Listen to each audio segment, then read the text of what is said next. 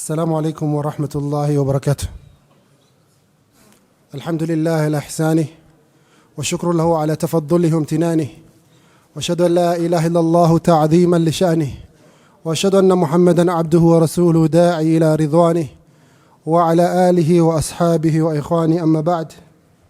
إخواني في الله, we're continuing with our fiqh class regarding the book of Siyam, the book of fasting.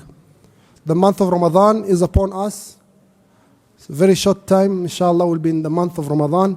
May Allah subhanahu wa ta'ala make us reach the month of Ramadan and enable us to fast it.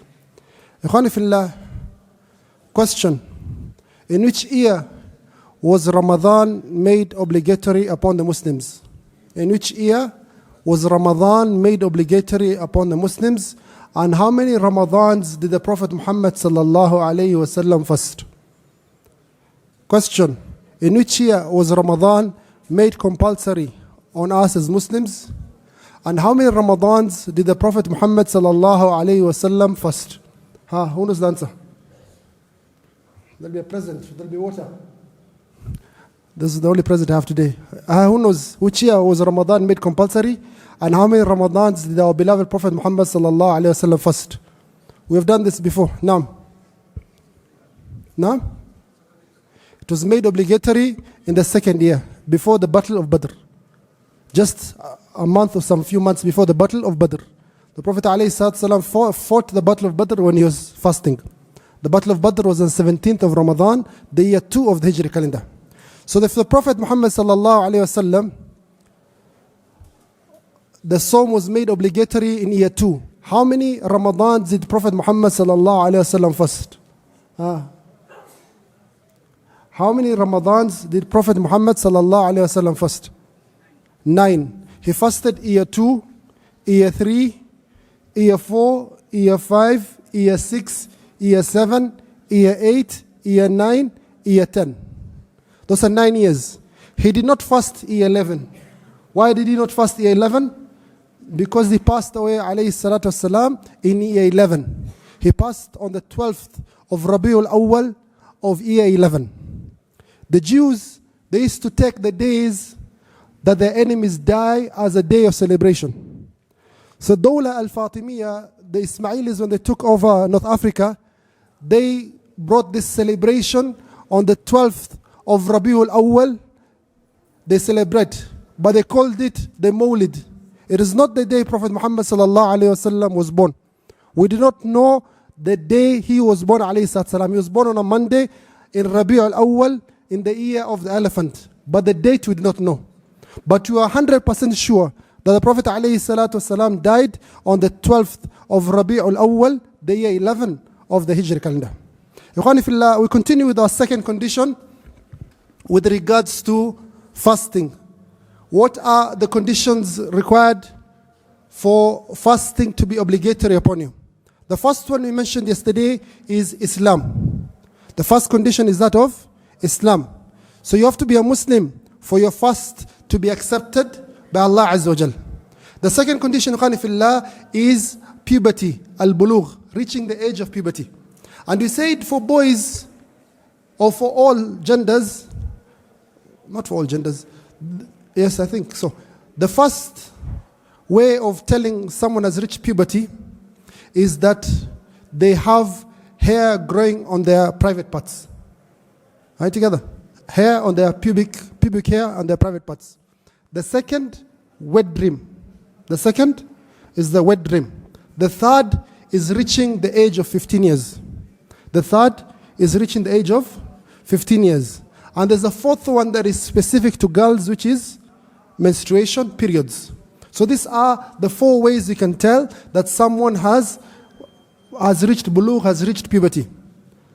The mistake that most of us ikhwani make is that if you're born in the year 2009, if you're born in the year 2009, right now in the year 2024, how old do you be if you're born in 2009 and this year is 2024? All of you know maths. How old will you be? Born 2009, we're now in 2024. How old is that person? Now? 15. But do you follow this 15 of the Gregorian calendar, or the 15 of the Hijri calendar? Huh? Have you understood the mistake? You tell our children, don't pray yet, you're not yet 15, it's not wajib upon you. But the child reaches 15 in the Hijri calendar before he reaches it in this other Christian calendar. So if a child is 14 and a half, based on this calendar that we used January to December, 14 and a half approximately, that child has already reached the age of 15 based on Islam. Are you together? So someone who's also 38 and a half approximately, based on this other calendar, is reached the age of 40. حتى إذا بلغ أشده وبلغ 40 سنة قال ربي أوزعني أن أشكر نعمتك التي أنعمت علي وعلى والدي. Just understand that. So when I ask your age, there's the age based on this calendar we follow here, and there's a true age. So all of you are older than what you claim. All of you are older than what you claim. So Ikhwani fillah, from the conditions of Siyam being obligatory is that you have to reach puberty. And we have said the signs of puberty are those 4. Prophet alayhi salatu wasalam, he says, رُفِعَ الْقَلَمُ عَنْ ثَلَاثَةٍ. The pen has been lifted on 3 people. It shall not be recording anything. Number 1, he says, عَنِ النَّائِمِ حَتَّى يَسْتَيْقِظ. The one who is asleep until they wake up. وَعَنِ الصَّبِيِّ حَتَّى يَبْلُغ. And on the child until they reach the age of puberty. وَعَنِ الْمَجْنُونِ حَتَّى يَعْقِلْ. And the one who's lost his brain until his brain comes back. The Prophet ﷺ says, وَعَنِ الصَّبِيِّ حَتَّى يَبْلُغ. For the child until they reach puberty, there's no sin been written on them. There's no obligation because they do not understand what is required of them. طيب, question. A child has reached the age of 15 or has a wet dream today or has gotten her periods or the pubic hair has grown. Are they supposed to pay the fast for all those years that passed? Easy question. All those years they lived in this world, are they supposed to pay? No. طيب. What if on the 10th of Ramadan, it has reached the 10th of Ramadan, the boy, he sleeps after Fajr. At 10 o'clock he sees his trousers are wet, he had a wet dream. Right together? Is he supposed to fast that day? Easiest question in the world. He didn't start that day fasting, so it's not upon him to fast that day. Are you together? Is he supposed to pay for that day? Are you understanding the question? Is he supposed to pay for that particular day? He had a wet dream at 10 a.m. in the morning or 11 a.m. Is he supposed to pay for that day? No. Because at the time of Fajr, when the obligation of Siyam began, he was not amongst the people who obligation was falling upon. I understood. When the time of Fajr came, the Adhan of Fajr, was it obligatory for this boy to fast? He was still counted as a child.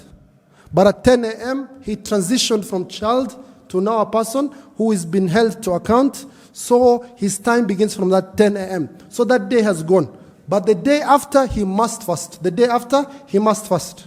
What about those 10 days? Because I said on the 10th of Ramadan is when he saw the wet dream. What about those 10 days that have passed or the 9 days that have passed? Should he pay them back? No, he should not pay them back. Why? Because it was not obligatory upon him on that time. طيب, are we supposed to command our young children who are 7, 8 years to fast? Why? It's an easy question. Why are we supposed to command our children who are 8, 9, 10 years to fast? To practice. So the Sahabiyat, the female companions of Prophet Muhammad, they used to make sure the kids eat well at the time of suhoor.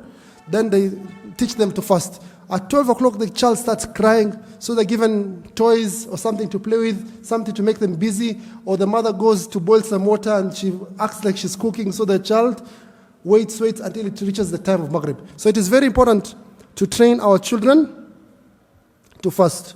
The next issue, Ikhwani fillah, we finished all the issues regarding puberty. The third condition, Ikhwani fillah, for you to have Sawm obligatory upon you is that you have to have the mental capacity. You should be okay mentally. The Prophet ﷺ, he says, رُفِعَ الْقَلَمُ عَنْ ثَلَاثَةٍ عن النائم حتى يستيقظ وعن الصبي حتى يبلغ وعن المجنون حتى يعقل. The one who is majnoon, the one who has lost his brain, until he gets his brain back, siyam will not be obligatory upon them. Siyam will not be obligatory upon them. There's no khilaf on this issue. طيب. A question appears, ikhwani fillah, and may Allah protect all of us. It happens to some people that they lose their mind. We have seen, even in the mosque here, we see always incidences of people where they lose their faculties. Type. So a person, ikhwani fillah, has been majnoon. He has been mentally incapacitated for a while. Then on the 10th of Ramadan, Allah favors him and his brain comes back. Are you together? Is he supposed to pay for all those days he missed for before? No, he's not supposed to pay. Why? Because it was not obligatory upon him. Simple answer, it was not obligatory upon him. What about that particular day? That same day at 11 o'clock, he wakes up, Alhamdulillah, his brain has come back, he's normal again. Is he supposed to pay for that day? No. Because at the time of obligation, it was not wajib upon him. Are we together, Ikhwan Fillah? Type. Many issues related to this. He says, a person has the intention that tomorrow I'm going to fast Ramadan. Then he has an event or an episode, he loses his mind. And it does not come back to him, his senses, until the next day after Maghrib. Is that day accepted from him as siyam? He has not eaten anything, but he's lost his mind. The scholars, they say, that day is not accepted from him, and he does not need to pay because it was not obligatory for him that day. However, if he has just even a small portion of the day where his brain comes back, and he understands that I am not eating today because it's Ramadan, I have to keep away from food, I have to keep away from drink, I have to keep away from sexual relations, then his sawm is accepted. His sawm is accepted. Related to this issue, Ikhwani Fillah, is someone who has a disease known as dementia. Some people, when they grow old, they have they're affected mentally. The brain is a muscle also, it gets affected. So they get something called dementia or Alzheimer's or amnesia, and they don't have any memories or they don't understand what is going on, and they're similar to the person who is mentally, you can't use, we were taught in school, you can't call people crazy or mad. You have to be very polite in the terminology used. So understand when I'm saying mentally incapacitated or mentally disabled, those are polite ways of expressing it. Not the Swahili way of saying wazimu, cheesy, or whatever. Always be polite even when it regards to this issue. And you pray Allah protects you from it. Because sometimes you can make fun about someone, then it falls on you, or it falls on someone that is close to you. Are you together? So you have to be very careful with your utterances. Even in describing these people, you pray for them and you say, may Allah, all praise is due to Allah who has protected me or preserved me from that which has affected them. Alhamdulillah, alladhi afana bimma ibtalahum. طيب. So a person who has dementia, who has Alzheimer's, who has amnesia, all these people, siyam is not obligatory upon them. It's not obligatory upon them. They don't even need to feed because the obligation has fallen off.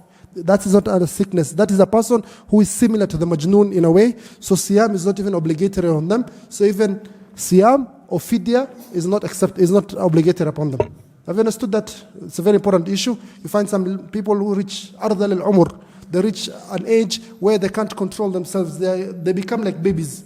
They have to wear diapers. They have to be washed. Mentally, they can't even know this is my son or this is my daughter. They don't understand. So how do you expect for that person to have siyam obligatory upon them? They're not even understanding. They don't have that, I am doing this to get close to Allah Azza wa Jal. There's no that intention, that will. So that the siyam, it does not become obligatory upon them. Taib, a very important issue, Khani Fillah, you fast. Then, because of an issue, you fall unconscious.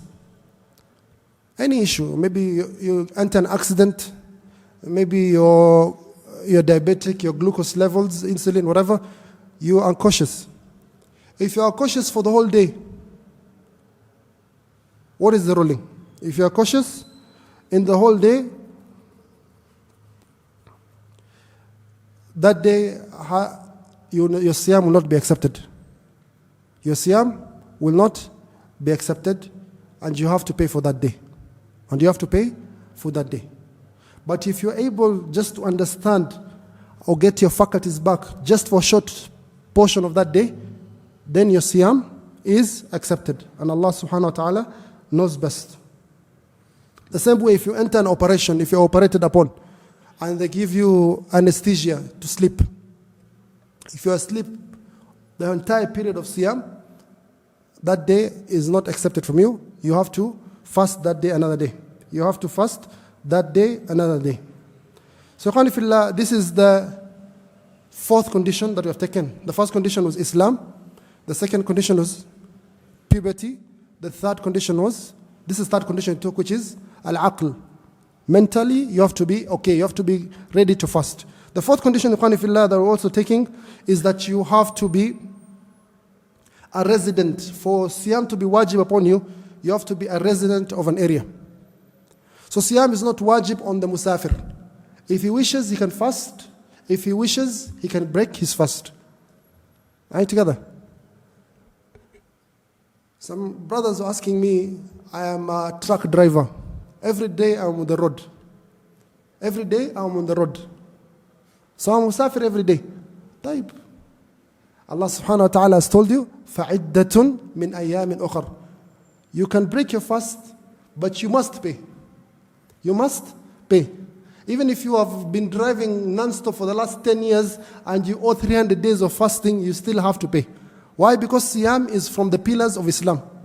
It is obligatory on you as a person, not as a community. This is a fardu ayn. It's an obligation on you as an individual. So even if you have 300 days, you have to pay. Similarly, the woman who's breastfeeding, or the woman who is pregnant every year. She's pregnant, mashallah, every year she gives birth. She's not able to fast because she fears for her health or the health of her baby. We tell her, you can break your fast. But when you get well, when you're able to, you have to pay those days that you missed. Even if it is 10 years, you have not fasted, you still have to pay. Similarly, the person who is sick. Allah subhanahu wa ta'ala has told us the person who is sick or the musafir, فَعِدَّةُ مِنْ أَيَّامٍ أُخَرٍ. They pay it when they get well. So a person who is sick, a sickness that is not a terminal sickness, a person who is sick, maybe they have a situation 5 years, 7 years, they're not able to fast because of a situation, then Allah gives them their health back. They have to fast those 7 years that they missed. So the fourth condition, for Sawm to be obligatory upon you, that you're not allowed to break your fast, is if you're a resident. If you're a resident type. Also, a similar issue comes, some people want to play games. They come home and they look at the wife looks very beautiful today. So they say to the wife, let us go to Nakuru for a short while. Or let us go to Mombasa for a short while. They go for a reason, is to break the fast so that they can do something that they're not allowed to do in the day of Ramadan. Are you together? Is such a person allowed to do such an act? No. Because the Sharia has come with protection from you playing games. There are some people who want to play games with Sharia. Bani Israel, they were told, do not fish on Saturdays. Do not do what? Fish on Saturdays. So they saw that the fish on Saturday was not as much as Friday and Thursday and Sundays. So what they did, they saw that they were told not to fish on Saturday. So subhanAllah, Allah gave them imtihan. On Saturday, it's like the fish are celebrating. They know, today there's no fishing. They come out openly provoking them. So it's Bani Israel are saying, look, the fish are a lot on Saturday, more than every other days. We're not benefiting from this one day of the week. So they decided, let us put a net on Friday, our nets on Friday. Saturday will rest, but Sunday will come and remove our net and take that fish. So Allah subhanahu wa ta'ala cursed them and turn them into apes and pigs, as mentioned by Allah subhanahu wa ta'ala in Surah Al-A'raf. So you cannot play games with the Sharia. So you travel all the way to Mombasa for this one purpose of making an act that Allah has made haram for you during the day, halal for you because you're a musafir, you're playing games with the Sharia. And we tell you, you shall have to be punished severely by fasting 2 months consecutively. You'll have to fast 2 months consecutively. So the fourth condition, Fillah, is that of al-iqama. You have to be a resident. This issue we'll study more when you're studying the book of Salah. What is the borderline whereby a person is considered resident and a person is considered traveler? If you live here and go to Athi River, are you a traveler or are you still resident of Nairobi? Answer. If you live here, Athi River is how many kilometers away? 30 kilometers or 25? 25, 30 kilometers? Type. You've left here, you've gone to Athi River. Is Athi River, are you still counted, you're within the area of residence, or you're now a musafir? Or you reach Isinya.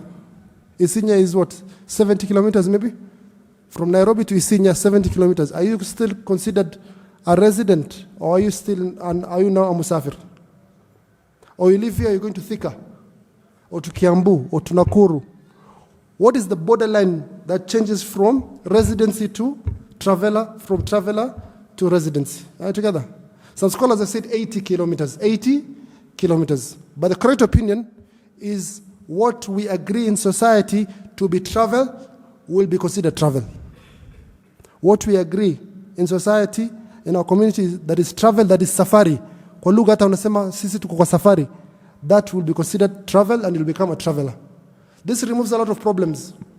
For example, you go to a city like Tokyo or Beijing. 80 kilometers is within the city. You can travel 80 kilometers or 85 kilometers and 90 kilometers, but you're still within the city of Tokyo or the city of Beijing or so on and so forth. Then will you say you're a traveler? The Prophet ﷺ, when he was performing his Hajj, he left Medina, he reached Dhul Hulayfa. Dhul Hulayfa is the miqat of the people of Medina when they're going to perform Hajj or Umrah. Dhul Hulayfa is only 11 kilometers from Masjid Nabawi or so. Prophet ﷺ, he reduced his prayers from 4 to 2, right, together. So he did not look at the kilometers, rather he looked at what is considered travel and what is considered residency. I hope that is for benefit only.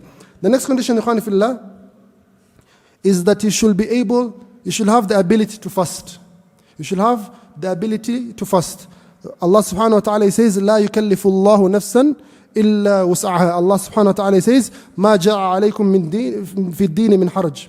And there's no khilaf upon this. So you're a person who has to be healthy, you're able to fast, you have the health and the capacity to physically to fast. That's condition number 4 or 5? 5, yes. Number 6, specific to ladies, you have to be pure from menstruation and the bleeding that comes after pregnancy, after giving birth or miscarriage. So the lady who has her periods today, yes, she's now transitioned from a child to puberty, but she cannot fast, of course. She has to wait 6 days and 7 days, then she gets pure. Then the day she gets pure is when the obligation starts for her. The day she gets pure is when the obligation starts for her. The issue that the scholars mention here, number one, it's not allowed for a woman who is in her periods to fast. It's haram. It's extremism. It is a major sin. You're going against the Sharia. And this is the way of the Khawarij, the extremists. The Khawarij sect are the ones who used to say that a woman who is fasting, who is on her periods, has to pay her fast. So she has to also pay her siyam. No. The woman who is in her periods, it's haram for her to fast, but she must pay it later. But it's not a must for her to pay her salah. The issue that comes upon fillah is the issue we mentioned yesterday. If a woman who is in her periods sees the sign of purity any time of the day of Ramadan, most women have periods for 6 days or 7 days. Most. But some have different days. Some have even 1 day, some even 10, 12, maximum is 14 days. So a lady has a period for 6 days or 7 days. At 10 or 11 a.m., for example, she sees the sign of purity. They know how, all ladies have, some have the white, they can see the white strand, others have other ways of, the blood has stopped or any means of knowing. So this lady has seen the sign of purity at 10 a.m. She takes her bath. She has to pray the next salah, which is Salat al-Dhuhr, when it reaches. Are you together? Is she supposed to not eat the remainder of the day, respecting Ramadan, as some of the scholars have said? Some of the scholars have said that she has to respect Ramadan.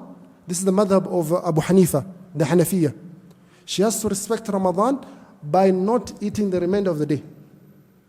But we said this opinion is not the correct opinion. The opinion that we follow as the Shafi'iyya in Kenya and the madhab of Imam Malik is that there's no, number one, there's no benefit for her not to eat the remainder of the day. Is there any benefit, reward-wise? Will that be counted like half a day of fasting, for example? Is there something like half a day of fasting? Or a quarter of a day of fasting? Or a third of a day?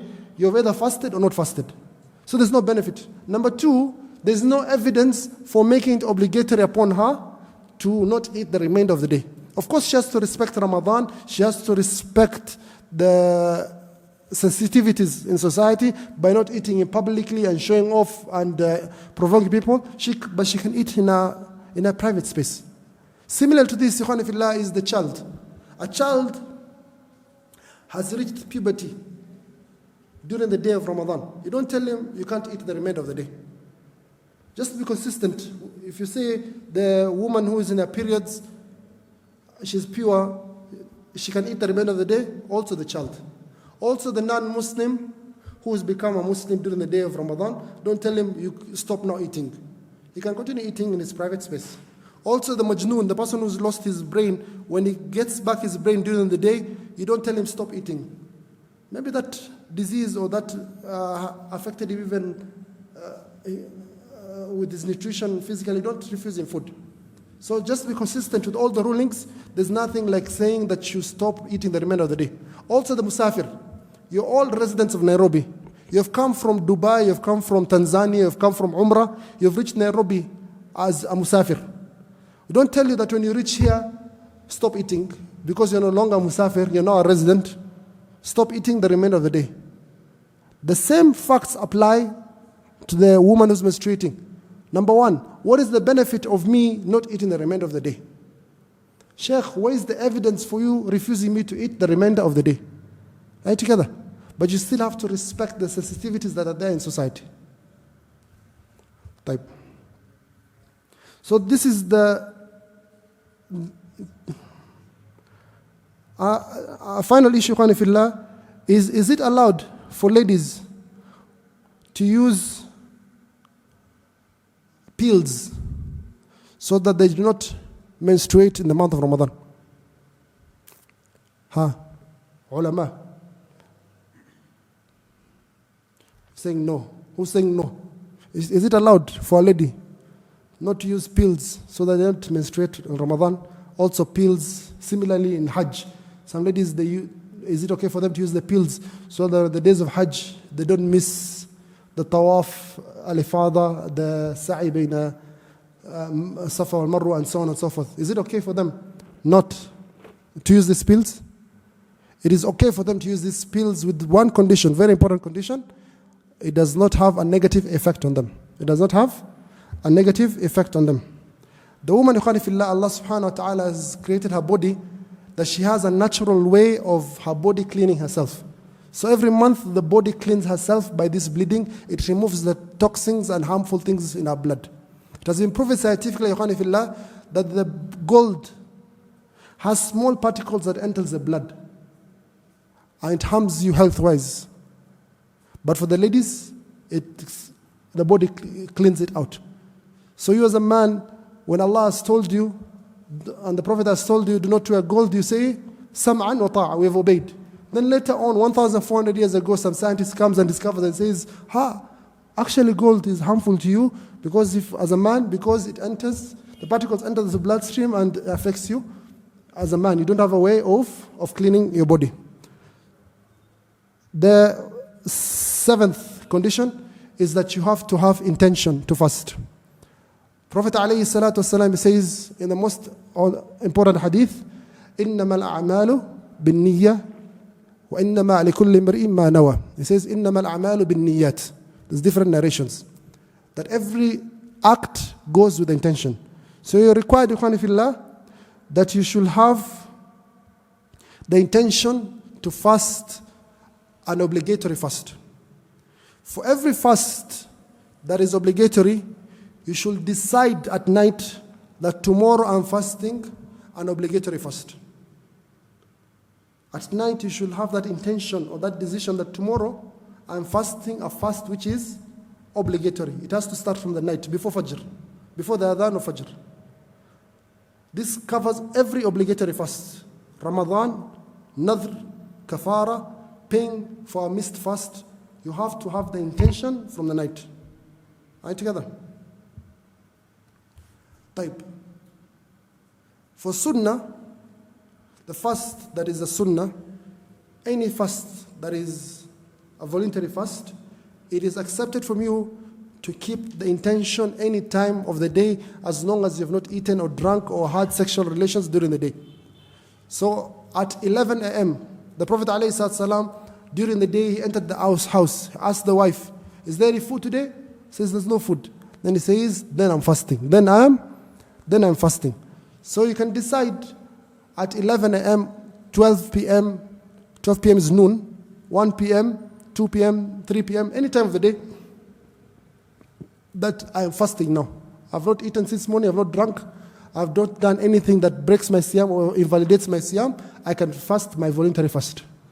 So wajib, the intention has to be from the night. For sunnah, it can be at the night or any time during the day, as long as you have not done anything to invalidate your fast. Are you together? Every Psalm is that. The other question comes with the month of Ramadan. We are entering the month of Ramadan in a few weeks, in 2 weeks or so. Should this intention be every night? Ramadan has 29 days or 30 days. Should you every single night deciding that tomorrow I am fasting the day of Ramadan? Or is it sufficient for you just to know that we enter in the month of Ramadan? This is a Ramadan that every day we're fasting, so I'm fasting the entire month. The scholars have differed upon this. Some scholars have said every single night you should have that decision that tomorrow I am going to fast an obligatory fast, like the other obligatory fasts. But other scholars have said as long as you're fasting fasts that follow each other day in, day in, as long as they are following it to each other without a break, then it's sufficient you have one decision at the beginning of Ramadan. So you decide, all of you make the decision that this Ramadan I'm fasting. Are you together? However, if you travel and you break your fast that day, or you're sick that day, that is a break. Then you have to make a fresh intention, a fresh niyyah that you're fasting the next day, an obligatory fast. And where is the intention? The place of the intention is the heart. The place of the intention is the heart. Allah knows what is in the heart. You don't need to come and nawaitu an asuma ghadan sawman fardan. You don't even know the Arabic and you are forcing yourself to read. You don't even understand that Arabic. The place of the intention is the heart. Saying it by the tongue is something Prophet Muhammad sallallahu alaihi wasallam never did, never taught. None of his companions did. So that is just making it difficult for people for the deen. Type. A very important issue, ikhwan fillah, is the issue of someone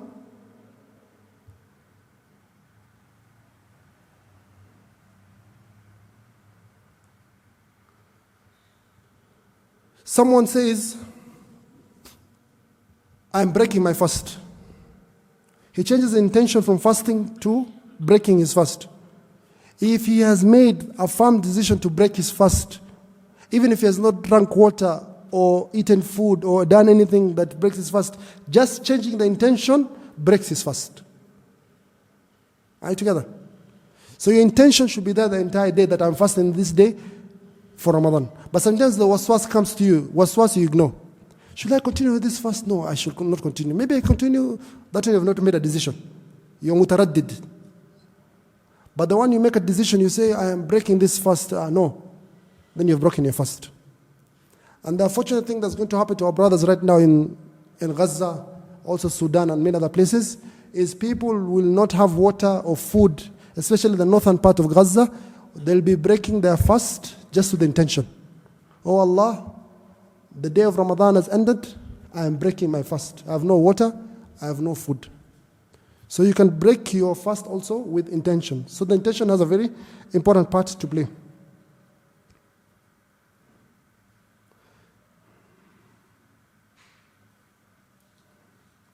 Sometimes you're not sure, there's always this khilaf. There's always khilaf. They call the moon wars. You're not sure if tomorrow is Ramadan or tomorrow is not Ramadan. So sometimes you can keep a condition, it's allowed. You say, oh Allah, you know best. If tomorrow is Ramadan, I'm fasting tomorrow. If it is Ramadan, then I'm fasting an obligatory fast. If it is Ramadan, then I'm fasting an obligatory fast. This is accepted. It's accepted. So these are the conditions, ikhwani fillah, that are required for you as a Muslim, for Sawm to be obligatory upon you, or for Sawm to be accepted from you. The first condition, ikhwani fillah, is that of Islam. You have to be a Muslim for your Sawm to be accepted from you. It is obligatory on every person. Even the non-Muslims, they're going to be punished for not fasting. They're going to be punished for not accepting Islam and everything that comes with Islam. The second condition is that of puberty. And we said puberty has 4 signs. Sign number 1, each reaching the age of 15.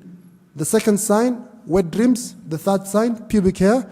The fourth sign that is specific to girls is menstruation. So a girl menstruates at the age of 9 or 10. After she gets pure, she's no longer a child. The pen will be writing her deeds. So she must fast. She must pray. Don't tell your child, your girl child, you're still young, Ujafika, you've not reached 15. No, if she has reached menstruation, she's already a person who is accountable. She must fast, she must pray, she must do all acts that are required of her. The third condition, ikhwanifillah, is mental capacity. So if someone is mentally incapacitated by sickness, amnesia, Alzheimer, or some other form of retardation or dementia, or so on and so forth, then Siyam is not obligatory upon them. The fourth condition is what? They have to be a resident. The fifth condition, they have to be able to fast. The sixth condition, they have to be pure from menstruation and postnatal bleeding, the bleeding that comes after pregnancy. And the seventh condition is that the intention must be there. Inshallah, we shall continue the lecture tomorrow with other issues with Siyam, and we'll take questions tomorrow, inshallah. Wa akhiru da'wana alhamdulillah rabbil alameen. Wassalamu alaikum wa rahmatullahi wa barakatuh.